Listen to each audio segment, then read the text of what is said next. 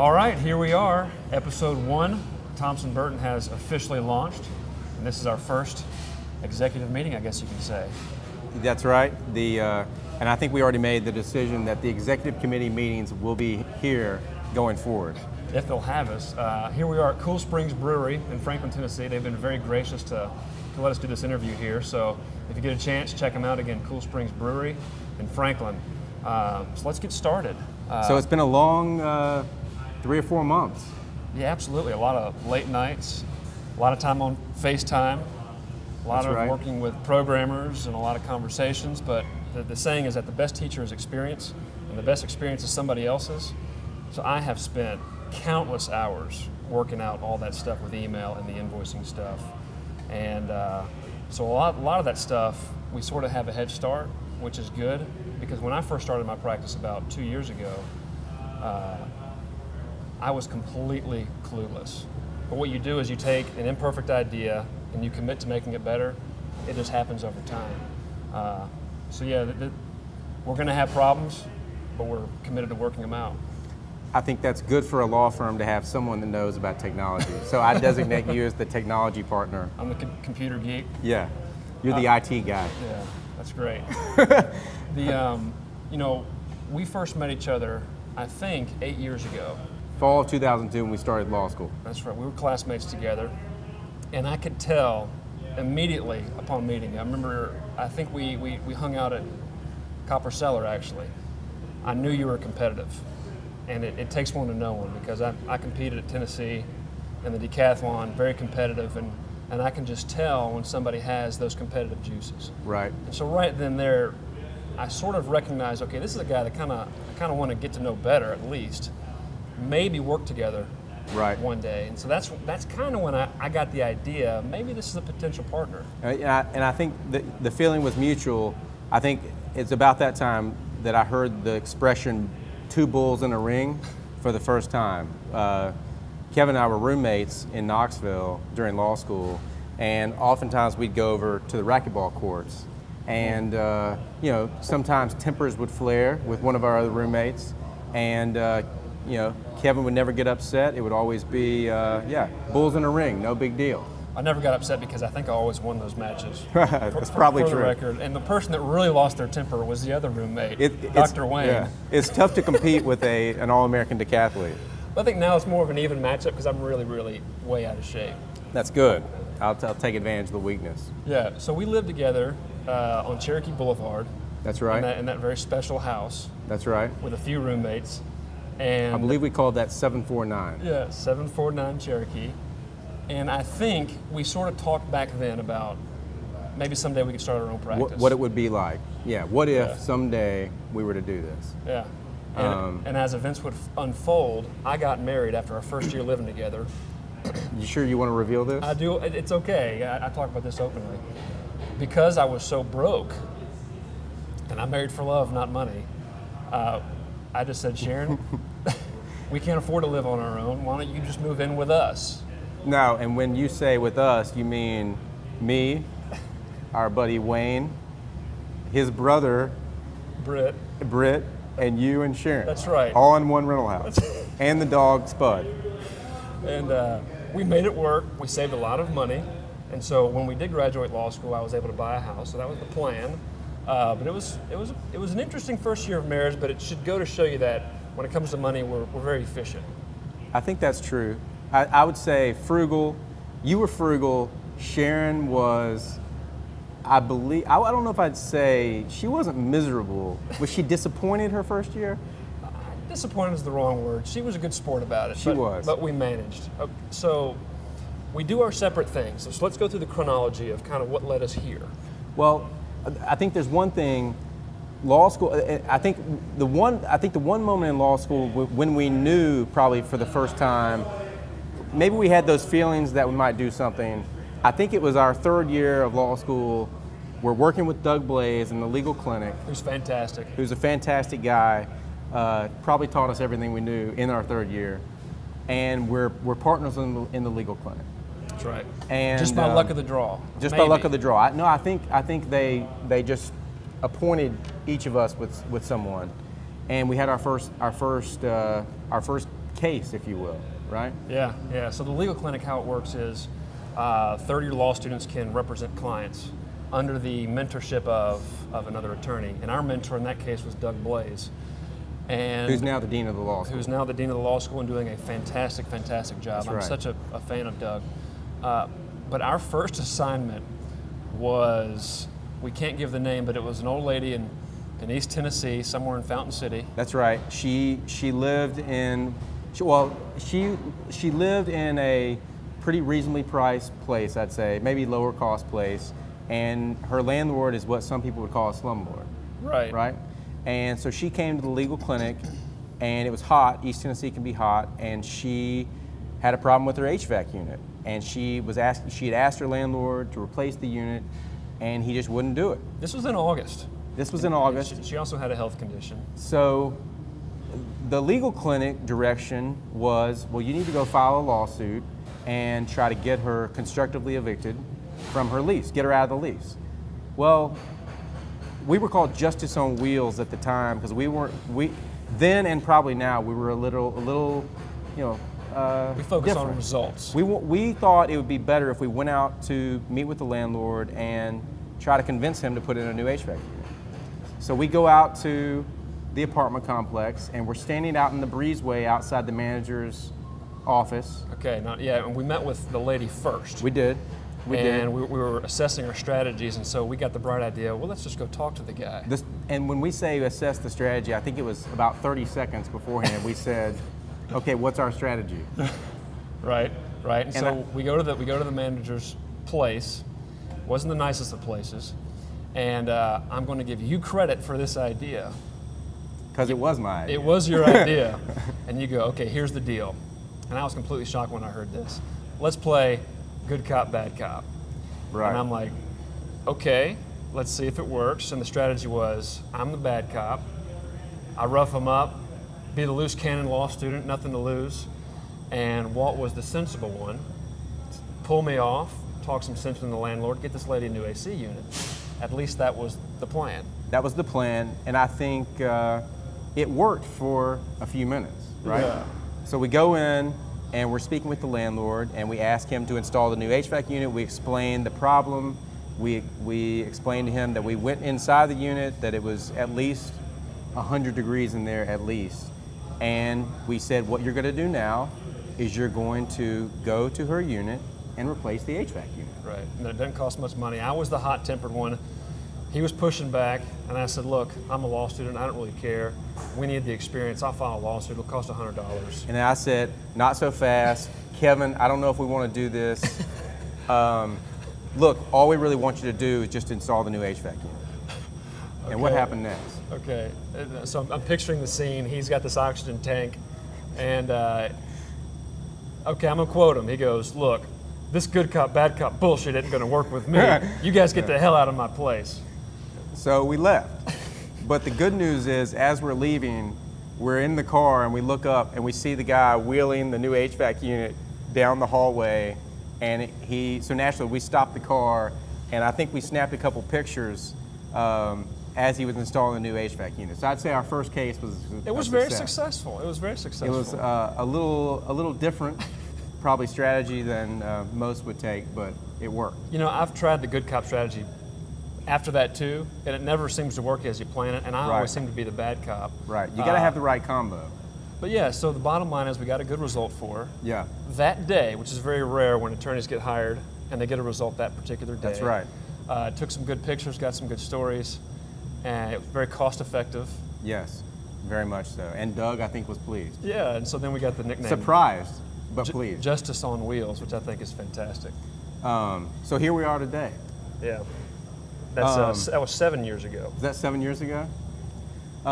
So when we graduated, I think we both kind of went our separate directions, right? You stayed in Knoxville at Lewis King, and I went to Atlanta, Troutman Sanders, to do commercial real estate. Yeah, we had to bake a little bit, and I'm a big fan of.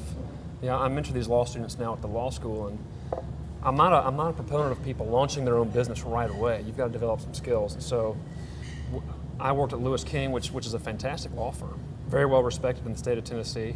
Had some good experience, and then you went the big law route. That's right. Tell us about where you went. Well, during law school, as you know, law students, we go through this interview process, and I was wowed by the big firm in Atlanta, and I was lucky enough to be selected to be a summer associate in the summer of 2004. Had a great time. I think if you could die and come back as anything, right? They say you want to come back as a law firm summer associate. Well, probably pre-Great Recession, you want to come back as a law firm summer associate because it's a great time. You get the best seats to ball games. You get paid pretty well, and you really don't have much responsibility. But I went down to Atlanta, and they made me an offer in the fall of 2004, and I accepted it. So when we graduated, I head down to Atlanta. Well, number one, it was a very competitive seat that you were competing for. That's right. It was Troutman Sanders, which is a very well-respected firm, one of the biggest in the country, actually. That's right. And they pick what they consider to be the best and the brightest. And you went through that process, and you won, essentially. You got the offer, and you had some pretty amazing experiences early in your career, based on our conversations. That's right. I mean, I went there because I've always had a fascination and interest in real estate. I can remember growing up in Murfreesboro, down the road, seeing the first skyscraper go up. If you call it a skyscraper, 15 stories. It was the NHC, the NHC building. And I was just fascinated. So I think from that moment on, I always had a certain interest in commercial real estate. And so when I got to Atlanta and suddenly I see these 50-story skyscrapers, and I start working on these amazing shopping centers and these office building developments, I was really wowed, and it was a great experience. I jumped at the chance. Yeah, so I was doing the commercial real estate development investments in Atlanta, and you chose to go a different route, right? You stayed in Knoxville and went to Lewis King, right? I did stay in Tennessee. Number one, born and raised there, and didn't want to go too far from home. Memphis. I was born and raised in Memphis. Right. Yeah, and I had my mother's in Memphis, and my brother was in Knoxville at the time, and so we decided to stay. And actually, my wife was still competing. She was, and I still consider her an elite athlete. She was sponsored by Nike to run the 5K and 10K, and so she was still training with her coach in Knoxville, and so it just made sense for us to stay. So I took the job at Lewis King, and I was doing insurance defense work, and worked with Dick Krieg, who's just a fantastic guy, good mentor, and Glenn Walter. And I had a really good experience when the idea sort of hit me to start my own practice. So this was, now how far into your practice at Lewis King was this? About 2 years, or maybe a year and a half. And I'm wired a little bit differently. With sports, I competed in the decathlon, and when I got to Tennessee, there was... And I think you were an All-American, right? I was an All-American in 2002. Thanks for bringing that up. Yeah. I had a good track career, and I worked with good people. When I first got to Tennessee, there was 4 guys that were just amazing. They were just really, really good. Tom Pappas was one of them. He was a college record holder, really good guy. Jeremy Racy was very competitive. I'm going to give these guys some props. Grant Cleghorn and Pat Buckeye. And those guys were at a very high level already, and I was down here. And so I had examples of people that I wanted to be like, that I could follow. They had what I wanted. At the law firm, I really respected the people that were there, but I wanted a little bit of a better lifestyle, I guess you can say. The 2 weeks vacation a year wasn't quite enough. I mean, was it at that point that you realized you weren't quite wired like them? Correct. Right? Correct. Some people are able to go into a law firm practice and compete at a high level and bill a lot of hours. And they love it. And they love every second of it. Yep, and the model works for them. And other people, it just doesn't. Yeah, right? They don't like big law. That's right. So I wanted to I had a vision of being on my own, competing, closing my own deals, profiting from it, and having the flexibility. And so I had to start my own venture. Again, that's just the way I'm wired. So that's when the seed was sort of planted in my head. It was about a year and a half. I realized long term, 5 years from now, 10 years from now, I'm not going to be where I want to be. And so I had to take that chance. Now the flip side is, you can take a chance and fall flat on your face. And there's that fear was real. But you just have to trust your ability to compete and get better. I'm of the worldview that success is sort of a formula. Some people disagree, but I feel like good habits compound over time, and that eventually you do win. So I believe in that. So anyway, that's when the seed was planted. I looked at starting my own private practice actually in Knoxville. even though I wasn't even remotely ready. And an opportunity opened up in Michigan. I got the phone call from somebody to be an in-house counsel for a company in Michigan. Good opportunity, really good experience, and I took it. And so that was that particular sequence. So that was 2007. I'd say that was late 2006. Okay, late 2006. So you're heading up to Michigan. You've taken the job. And I guess 2006. I'm in the middle of being a big firm, big law associate in Atlanta. I remember my first year, I built 2,300 hours, which that's a lot of hours. In the law firm world, that's a lot of hours. Luckily, Melissa, we were not married. My wife and I were not married yet, so I was essentially married to the job. I went in, I worked 16-hour days, 5 days a week, plus probably weekends also, and learned a tremendous amount from a lot of very talented lawyers at Troutman Sanders and our clients. I mean, we have some real estate investment trust clients in Atlanta who were, at that time, it was the peak of the real estate boom. And again, we were developing shopping centers all over the Southeast. In fact, we closed one down the road in Murfreesboro, the Murfreesboro Avenue. We worked on that project. There's one in Memphis called Carriage Crossing. There's a couple in Atlanta, Avenue WebGen, Avenue Versailles that we worked on. But yeah, that was all pre-Great Recession when real estate was booming, and I was getting exactly what I was looking for in Atlanta. I mean, that was big law, big commercial real estate development. Loved every second of it. That's cool, and you still like it. That's great. And out of those 2,300 hours, those aren't cheap hours either. You did pretty well. That's right. So at that point, you weren't really looking, and I was pretty content in Michigan. I was getting exactly what I bargained for. In Michigan, I was content. I had a client, I was in-house counsel for a company, and this is where I sort of was baptized in this industry that I'm in. I had a client who was one of Amway's top distributors, had 50,000 plus people in the Amway business. And there were some compliance issues between how he was building the business and Amway, and so for about a year, I worked closely with Amway, learned about their business, learned about the laws that they were sensitive to. And this business is highly regulated. Very highly regulated by the Federal Trade Commission, by the Securities and Exchange Commission, by state attorney generals. And so Amway had some serious concerns about how things were being done, and that's sort of where I learned about direct sales. And most people don't realize this, but Amway started 52 years ago by two guys that were both door-to-door salespeople, and they figured out, hey, we think we can do this a little bit better. And today, it's an $11 billion business.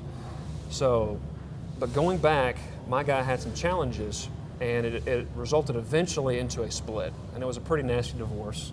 Orrin Woodward is his name, and he left and went over to a company called Monavie, another very large juice company in the direct sales space. And there was some nasty litigation. Amway sued him, he sued Amway, lawsuits all across the country. It was a pretty nasty divorce that eventually got resolved, thankfully. And that was my baptism by fire. And so what really got me looking to start my own practice was I realized that as an in-house attorney, the lifestyle is a little bit better. You got better hours, you get paid a little bit more money, but there is a glass ceiling, and I always saw myself as, I can build something. I've got the skills to go out and compete and build something substantial. Number two, Tennessee was always calling me back home. It's my home. And there's a certain gravitational pull to home, right? I love Tennessee. I've got a lot of roots here. I wear a ring with a T on it, even though you're a Vanderbilt graduate. Undergrad. And Tennessee graduate. And a Tennessee graduate. I have allegiance to both. It's complicated. But yeah, my mother's here, my brother's here, my sister's here. I got family here, and I don't ever plan on leaving again. I wanted to get back to Tennessee. So when it came time to think about, okay, what kind of services can I offer, everything was on the table. Litigation, whatever. So at this point, you're thinking about moving to Michigan, or you've already moved back? I've already moved back. I'm sort of the fire, ready, aim mentality. Right. And I think I remember this time, because I remember, obviously we've stayed in touch on the phone over the years, and I can remember talking to you, and you had just moved down here, and it was you and Sharon. And Spud. And Luke. Yeah. And I believe that a baby. Yeah, well, Sienna. Sienna was on the way. Oh, so Sienna was on the way. Yeah. So it was almost like 749 again, and I can imagine you guys all in the apartment, and you're trying to figure out what you're going to do next. Yeah, so I had what I call a fume date. I had money in the bank, and I had a certain period of time that I could get by.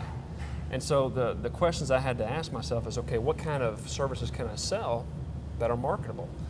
The thing about litigation is that, or at least what I was doing at Lewis King Carrick litigation, a lot of attorneys can do that kind of work. So it's a race to the bottom. The rates aren't that great. That's just reality. And so I was thinking, okay, what kind of niche do I have? And so I had this experience in direct sales. I had no idea how much demand there was for it. Because you want to compete on service, you want to compete on what value you give to the client, not just price. Right. Yeah. Absolutely. So there needs to be a good ROE, return on the effort. And so in direct sales, I had worked with actually attorneys that were familiar with the space. There weren't very many of them. And so I thought I can compete with these guys and see what's out there. I can remember actually when you were in-house counsel in Michigan, calling me at Troutman Sanders and setting up a meeting and coming down to Atlanta, and actually we pitched you for some of that work. That's right. Yeah, when I was in-house counsel. That's right. And your guy did a really good job.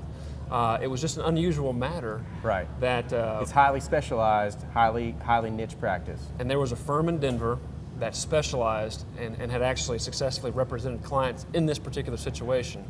And I believe a few minutes ago you told me that work actually generated millions and tens millions of millions in litigation fees. Yeah, millions of dollars. Troutman Sanders, I'm sorry, we didn't benefit from that. We tried. Yeah, no, you guys made a really good effort, but there was a guy in Denver that was very familiar with it, and that was sort of the strategy that we took. But yeah, so what I put up a really crappy website, bought some Google ads for some startup work, because I knew there's a lot of startup Amway wannabe companies out there. This is pre-IT guy, Kevin. Right. Right. This is the benefit that you get. You get to learn from my mistakes. Oh, there's a reason we're partners. That's right. And so yeah, bad website, Google ads, and I got a phone call. I got a phone call within 3 or 4 days. Thankfully, I mean, if that phone didn't ring for 2 weeks, I would have had to have reassessed, and it would have completely changed the trajectory. Who was your first client? Who called? A guy named Rupert. Rupert called me from Seattle, and he had a fuel additive type of company that he wanted to make sure was that he was operating legitimately. And then from there, it snowballed. Got another phone call, refined the marketing efforts, released some ebooks. I wrote a lot of ebooks, did some videos, and just did everything I could to get my message out there. And what I noticed was that the people with influence, they picked it up and they shared it, and all of a sudden I was creating a brand. And I got in my rhythm and built a pretty substantial practice. And now you're pretty influential in that space, I think. Yeah, it's depending on who you talk to. There's one guy that said I'm the top 25 most influential people in direct sales. Some people wouldn't put me in the top 50. But I do have a footprint. I'm part of the Direct Sales Association, which is the largest trade association in the whole industry. And I'm on the Government Affairs Committee, which we oversee all the bills that are being introduced all across the country that affect the space, like door-to-door sales and home solicitation, all that sort of things, those sorts of things. And also on the Ethics Committee, because ethics are very important to me. Because you can have a business that's legally sound, but if it's not ethical, it's not something that I'm interested in being a part of. Right. And so the Ethics Committee makes sure that these models treat consumers appropriately, and so I'm pretty actively involved in that. So here we are, let's see. So I think you were getting established. I think the first time we started talking about Thompson Burton, even though it probably wasn't serious at that time, was March of 2010, I think, right?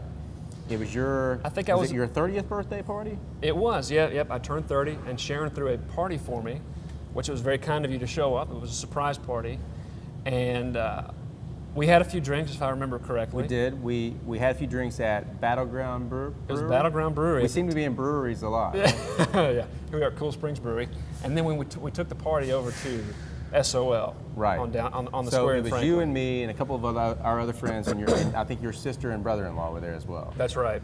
And I think you were telling me about the success you were having, just being back in Franklin, how much you were enjoying it, the success you were having in this field of law that you had carved out for yourself, and just telling me, man, how great it was to get home and how much you liked it. It was more of a sales job. I was telling you that, But I was trying to get you to believe in yourself, and you weren't even asking for encouragement, but I knew without a doubt you were going to be partner at Troutman Sanders. I mean, if there's something to be achieved, you'll do the work, you'll achieve it. So I knew you were on that track, but I wanted to convince you that you can compete. Like, I knew without a doubt that Walt Burton, in the marketplace, you can compete with lawyers, you can profit substantially, and you can have a more flexible, fluid lifestyle. I was trying to kind of breathe that encouragement into you. And I think about that moment, that night, the seeds of doubt in my mind, even though I very much was enjoying Troutman Sanders, learning a tremendous amount, I think the seeds of doubt kind of started to be planted then. It's like, what if? Yeah, it was more, well, even though we had always kind of talked about it going back to our days of legal clinic, what would it be like if we started a law practice? I think at that moment, there was, I was a little more curious, and I think, to you always use this term because you're,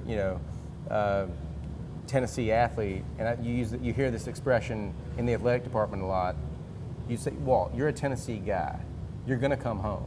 Right. It's not a matter of if, but when. I know, similar to that feeling of that gravitational pull from Michigan to come back. You knew, and I knew, I had that feeling in Atlanta. Whether I was repressing it or whether, I was trying to convince myself that, that is the life I wanted, and I wanted to stay in that, stay in Atlanta and continue the course. Again, the seeds of doubt were sown at that moment. Well, you get pretty strong factors because your wife's from here, and her parents are here, so that by itself, need I say more? And her parents are fantastic people, by the way. And now I have a 2-year-old. And now you have a 2-year-old that you want to bring to Tennessee. And your father is here, and he has had his own law practice. He's run his own practice. You grew up, and he ran his own law practice. That's right. I think one of the most interesting things about when I got to Troutman Sanders, I noticed, or our experience was, my conception of what law was all about was seeing my dad go to the courthouse every day, practically, in Murfreesboro, and advocate for his clients, right? That's what being a lawyer in my mind was all about. Even, up to the moment I graduated from law school. I mean, I knew I was going to be doing commercial real estate, but I think I didn't truly understand what being a transactional lawyer versus being a pure trial lawyer was about. So, when I got to Troutman Sanders, being a transactional lawyer is about being in the office, negotiating contracts, closing transactions, and advising your clients on all the the collateral issues that are related to that. So if you're a transactional lawyer, you go to court very rarely, if ever. So for me, that was eye-opening, and it showed me that, again, practicing law is more than just being in the courtroom. And I think you have had that same experience in your practice. No, right, without a doubt. It's more.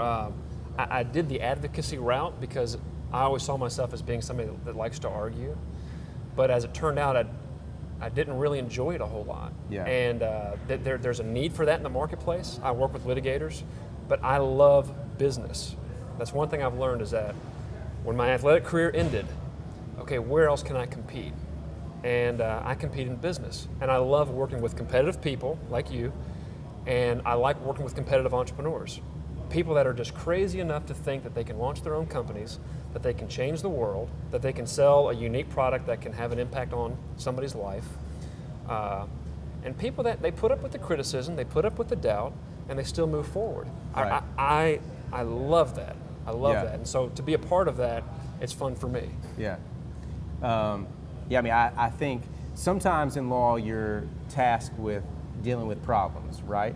And it's not every day that you do get to work with people like that. And I, for one, as part of Thompson Burton, look forward to working with more entrepreneurs and, venture startups, et cetera. I think it's gonna be a lot of fun. Well, it goes to our tagline that we came up with, right? It's redefining the art of law, because law isn't a science. It's convoluted, it's complex, sometimes it's very esoteric and old, and the art is somehow sifting through that information and presenting it to a client to get them the result that they need. Right. That's the art.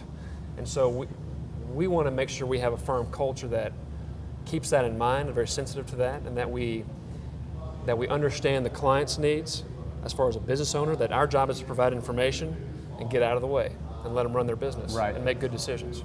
Right. So we talked about March 2010. We're at your 30th birthday party. We're at Battleground Brewery. We had gone across the street to the other establishment in downtown Franklin, and I think your sister was there, your brother-in-law, and our buddy Wayne.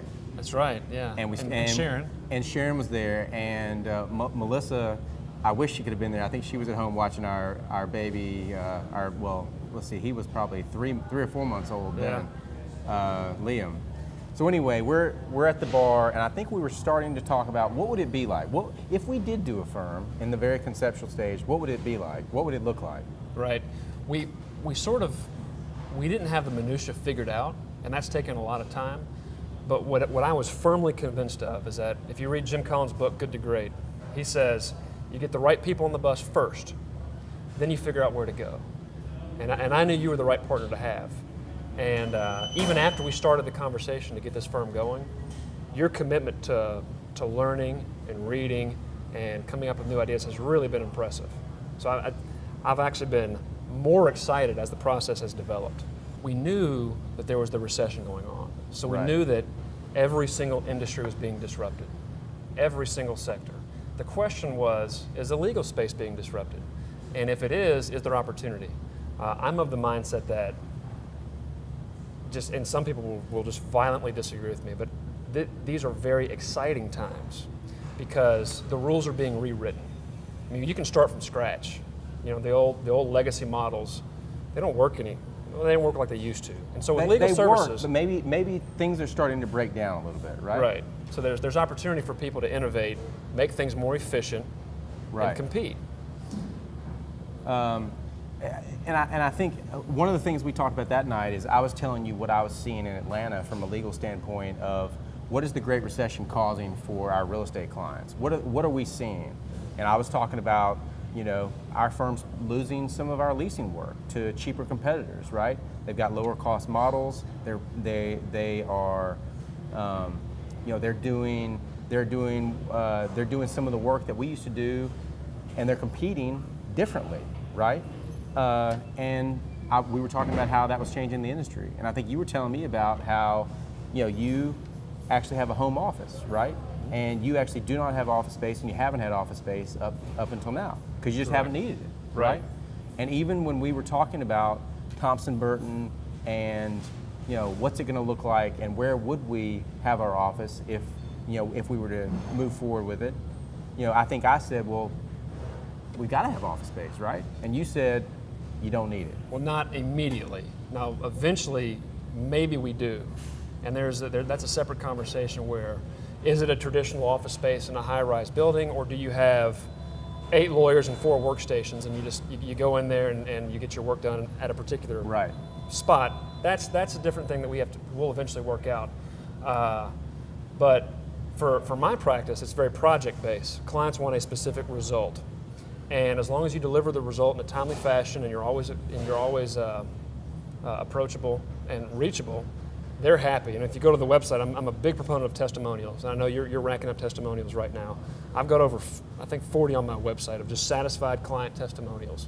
Because what they want is they want a particular result. And so, you know, on the one hand, clients are more sophisticated now than ever before. That's just a reality. I mean, that's a given. Everybody agrees with that. I've got clients that are doing their own agreements. They probably shouldn't be, and they do that before they call me. But they're very advanced. They get on Google and the information's there. Right. Whereas before, lawyers were the gatekeepers. You want the result, you have to go through us to get it. And because of that, you could charge whatever you want. So recognizing that clients have that increased capability, that's step one. And then having operations to where you can deliver the result that they need in a timely fashion, that's certainly part of the equation. As you're kind of describing that, it brings 2 things to mind that I know we've talked about a lot in the last 3 or 4 months as we've talked about, you know, where is this going? And it's, you know, one, you know, we both know how things have always been done at law firms, right? You know from being at Lewis King how that law firm is structured, and, you know, what did you like about it, what you didn't like about it, you know, and what things about it would you change if you could start from day one all over again, knowing everything you know now and redesign the law firm, right? Same thing for me at Troutman Sanders. If I could start day one, and if frankly all the very talented people that are at Troutman Sanders could start from day one and design a law firm from scratch, how would it be? We, of course, have that opportunity today. We can learn from the past and what we know about the present and future to design something that can compete on a very high level. Right, which is exciting. When we started talking compensation, we started diving in the minutia. And when we started talking about this is probably, so we've moved on, just to set the stage, we've moved on from, we probably couldn't have talked in this detail, back at your 30th birthday party. But probably over that year, again, the seeds had been sown. You and I were, I know, both thinking about it, and I know we talked on the phone several times that year. Probably it was September of 2011. That's correct. I when think so. when we really started talking in detail about doing this. That's when I made the phone call. That's when you made the phone call, and I think I had told you, we had several conversations, your birthday party, and then I know we had met a couple times in Atlanta. You had been down for conferences or whatever, and I think you stayed at our house usually, and we'd always go out and have a good time. But yeah, that year, 2011, I was really struggling with this decision. This gravitational pull of Tennessee was kind of having its effect. I was starting to feel that. You obviously were encouraging that. If there was someone throwing flame, gasoline on the fire, it was you. And about August or September, Melissa had told me, enough. Make a decision. I don't want to talk about it anymore. I don't want to analyze it anymore. Just make a decision whether you're going to stay here and put your head down and stay the course and succeed in what you're doing, or are we going to make a drastic change in direction, move home, and see what happens. And about that time, I dropped Liam. I remember very clearly that morning in September. I dropped Liam off at his school in Buckhead, and I'm driving down Peachtree on my way to my office, which I'd done many times. And I remember thinking to myself on that drive, I'd had those conversations with Melissa, and I was like, I need to see a sign. I need something to give me some direction here, and I've been struggling with this so much. I need to know, what am I supposed to do here? And about that time, maybe 30 seconds later, the phone rang. Yeah, it's pretty amazing. And in your situation, you were at such a great place that I could definitely understand that you were afraid of losing a lot because you had a lot. You had a great lifestyle, you had a good job. Absolutely. And most people, I think they protect. Right. And my instinct is constantly build and improve. And to your credit, you went for it. So what led me to the phone call was I was meeting with a client locally, and it was something that was right up your alley. And I couldn't do the work. I turned it down. It was a good file, and I thought it's time for Walt and I to get together because we can meet with people across the state, and there's some good synergies there. And I said enough. It's time to actually squeeze the trigger. I pulled over. I gave you a phone call and says, "What do you think? We just go ahead and do it." And you didn't immediately dismiss the idea. You didn't immediately commit, but I knew I had you. You said, "I'll get back to you." And you said, "Actually, this is really good timing." And just knowing you and how competitive you are, I knew that you'd do the math. And it needs to be said that unlike me when I started, day one, you're profitable. Right. Which to me is absolutely amazing. I mean, you've already got work lined up for Monday. So I think there's no doubt about it, you're going to do really well. Well, and one thing I want to say about my experience at Troutman Sanders is, I enjoyed every second of it, and I left there not because, that I perceived any deficiency or that I wouldn't have a great life in Atlanta, because I would have had an amazing life. But it's not home, and despite having a lot of close friends there, and my family can obviously come to visit. Again, it's not the same as being down the street. Yeah. And as you know, we've got our farm here, and just the roots are in Tennessee. And the more I thought about it, the more it made sense to move home. I'm of the opinion that everybody needs to carve out their legacy. We all need to have our masterpiece. And I'm not going to sew sweaters. I'm not going to run a brewery. But I do understand the legal business, and so if this is where it's going to happen, this is where it's going to happen. That's right. And I'm glad we're partners. My grandfather ran the Miller distributorship in Memphis, and he did a great job. Very well respected, ran a great business, and I was proud of him. And by seeing him and how he operated, I always wanted to own my own business. So regardless of the law firm model is great, but you're building somebody else's business. That's right.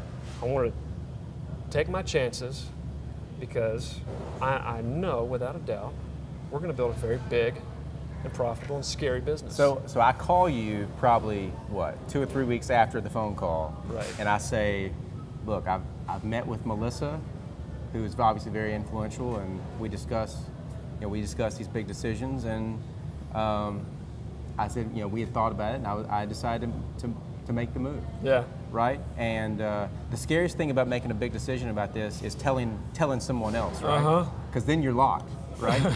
you're committed, and you can't just change on a whim. So at that moment, I was committed. Yeah, and what I tell you though during that call, do you remember? So you told me, okay, you made the commitment, you made the decision. You don't remember this? I said, well, when you make the decision, make the decision once. Right. Because I sensed a little bit of reservation. Right. Because I've been there. When you vocalize what you want to do, you're like, Well, when you're leaving something that not out of weakness, right? I didn't feel like I was leaving something out of weakness. I left because I saw something better. Yeah. Right. So I'm leaving a good situation for a great situation, and sometimes it takes time to figure that out. But eventually, I made the decision. But you did. You made the decision once, and we committed. And then we met. I think we met in a coffee shop in downtown Franklin, and we talked about it, and we started forming the base of what would become Thompson Burton PLLC. That's right, and that's sort of that's what's forced us to think creatively about the model, because there really isn't a lot of synergy between what you do with commercial real estate and banking transactions and what I do with direct sales. So the thinking was, well, I want to give you a piece of what I'm bringing in, and I don't deserve a piece of what you're bringing in. So how do we build a model that's fair? So with that kind of foundation, I think we're in a really good position, and we have a good formula. We don't need to go into it right now, but you and I, as business owners, we make money as the organization grows. Right. And to grow it, we've got to attract top talent. To do that, I think we're going to offer a more generous compensation structure for attorneys. More incentivized. More incentivized, merit-based, performance-based, win-win partnerships. This whole idea of, and again, nothing wrong with the law firm model, but of hiring associates and putting them on a hamster wheel and just having them turn out dollars. I want people that will buy into the vision. Right. I want people that take ownership of their own personal work, take ownership of their business. Right. And I think to some degree, because of the Great Recession, the big law firm models have broken down a little bit, and some of those incentives that they may have had in the past aren't working anymore. And also, just as in a big organization, it's tough to address people that kind of fit outside the box, right? So if you have associates that are working harder and billing more and bringing in clients, I think sometimes they don't know what to do with them. Right. And I think one thing that you and I both agree on about Thompson Burton, is we want to incentivize not just partners, but also associates. And I think, in the last week or so, I think we both have agreed we're willing to blow up the compensation structure of traditional law and incentivize. And look, if they make more money than us, there's nothing wrong with that. We're not wedded to an older model, so to speak. We have more flexibility, and we can certainly try new things with our compensation model, which I think is going to be very appealing for attorneys to attract top talent. And we can also do things with just our work culture. One of the things I was reading about that I'm really anxious to try is this whole idea of ROW, right? It's the results-only work environment. And Best Buy is currently doing this, and basically it's more project-based. You get a certain task, you don't have to show FaceTime at the office. As long as the work gets done, right, you're in good standing. As long as the client is happy, everything lives and breathes on client satisfaction. They're going to vote. They're going to vote with their feet, right? Correct. If they're happy with what we're doing, if they, again, we're willing to try new things, right? The row concept, we're willing to try new incentive concepts and fee concepts. I think you've mentioned to me several times that most of your work is through fee arrangements with clients. Right. And even though big law firms, and I said, well, most law firms live and die by the billable hour, and and there obviously is a use for that at times. We're not wedded to that, right? We're willing to try whatever works and whatever makes sense for the client. Right, and again, if it's hourly based, then that's what you got to do. But my experience and what I found is that when you're giving consultation to a client, you want them to have open access to you. You want them to be able to call you without worrying about the meter. And so if they commit to a monthly subscription, so to speak, or a monthly retainer, they're going to call you, they're going to use your services more, and they're going to be more happy. And talking about getting, communicating with you, obviously there are more ways to communicate than just the phone and email, and I think we're willing to try all of those, right? Whatever works, whatever the client wants, right? If they want to communicate by text message, then that's how we'll communicate. That's what you do, and I do that often, or Skype even. You meet them at their level to help them advance their business. Another thing that I've learned with my business is that people call it social media, and it almost seems like a fad. I mean, instead of using the word social media, just call it business. It's just the way business is being done. And so having a strong presence on the web where you contribute as much value as possible in the relationship before there's even a transaction. That's the whole point of social media. And so we're committed to that. Instead of having practice areas, because nobody's ever interacted with a practice area, we're going to try what we call brands. Right, we have individual brands focused on certain areas of the law. Right. And they're going to create and add value for real estate and commercial law. So currently I'm going to have a commercial real estate brand, and that website, if someone lands there, they're going to know immediately they're in the right place because it's going to be about commercial real estate and it's going to be pretty obvious. Right. And if they land on your page, they're going to know they're dealing with direct sales, MLM, entrepreneur law. And they can even learn what they want. Maybe they don't hire me. But that's okay because I'm a big believer that you provide value first, the compensation comes later. So we have that flexibility, which is really, really exciting. Right. Number one, the question is, are we committed to learning? That's step one in any kind of leadership climb, and the answer is yes. We are both committed to learning. I've given you a couple of books to read. I'm reading books, and we're having really interesting conversations about how to make this thing, this little lump of clay that we have. I'm optimistic and I'm excited. As am I. And I think all these things we've been talking about the last few months, here we are today. We signed some documents earlier, and I think Thompson Burton PLLC is officially open for business. We're open for business. ThompsonBurton.com. Today is day one. That's right. So special thanks again goes out to Cool Springs Brewery for opening up their place and letting us use it. Fantastic people. You should come here and have a beer sometime. With that being said, we're going to be on the lookout for more communications like this, and you all take care.